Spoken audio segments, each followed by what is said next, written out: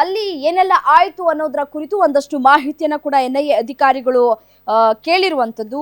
ಯಾವ ರೀತಿಯಾಗಿ ಶಬ್ದ ಕೇಳಿಬಂತು, ನೀವು ಅಷ್ಟೊತ್ತಿಗೆ ಎಲ್ಲಿದ್ರಿ, ನಿಮ್ಮ ಹಸ್ಬೆಂಡ್ ನಿಮ್ಮ ಜೊತೆ ಇದ್ರ ಭರತ್ ಭೂಷಣ್ ಅವರ ಮೇಲೆ ಯಾವ ರೀತಿಯಾಗಿ ಫೈರಿಂಗ್ ಆಯ್ತು, ಆ ಸಂದರ್ಭದಲ್ಲಿ ನೀವೇನ್ ಮಾಡ್ತಾ ಇದ್ರಿ, ನೀವು ಅವ್ರ ಜೊತೆಗೆ ಇರ್ಲಿಲ್ವಾ, ಮತ್ತೆ ಈ ಫೈರಿಂಗ್ ಮಾಡಿದ್ನಲ್ಲ ಉಗ್ರ ಯಾವ ರೀತಿಯಾಗಿ ಇದ್ದ, ಅವನ ಮುಖದ ಮೇಲೆ ಏನಾದ್ರೂ ಮಾರ್ಕ್ಗಳಿತ್ತ, ಹೀಗೆ ಹಲವಾರು ಪ್ರಶ್ನೆಗಳನ್ನ ಕೂಡ NIA ಅಧಿಕಾರಿಗಳು ಮಾಡಿರುವಂತದ್ದು. ಅದೇ ರೀತಿಯಾಗಿ ಒಂದಷ್ಟು ಸಾಕ್ಷಿಗಳನ್ನ ಕಲೆ ಹಾಕುವಂತಹ ಕೆಲಸವನ್ನ ಕೂಡ NIA ಮಾಡ್ತಾ ಇದೆ.